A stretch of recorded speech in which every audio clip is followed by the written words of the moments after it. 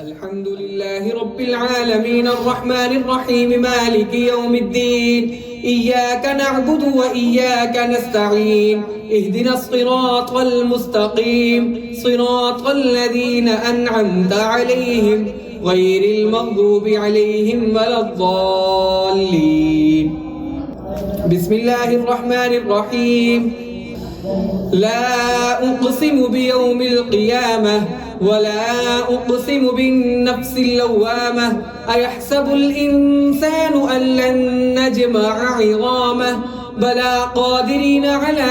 أن نسوي بنانه بل يريد الإنسان ليفجر أمامه يسأل أيان يوم القيامة فإذا برق البصر وخسف القمر وجمع الشمس والقمر يقول الإنسان يومئذ أين المفر كلا لا وزر إلى ربك يومئذ المستقر ينبأ الإنسان يومئذ بما قدم وأخر بل الإنسان على نفسه بصيرة ولو ألقى معاذيره لا تحرك به لسانك لتعجل به إن علينا جمعه وقرآنه فإذا قرأناه فاتبع قرآنه ثم إن علينا بيانه كلا بل تحبون العاجلة وتذرون الآخرة وجوه يومئذ ناظرة إلى ربها ناظرة ووجوه يومئذ باسرة تظن أن يفعل بها فاقرة كلا إذا بلغت التراقي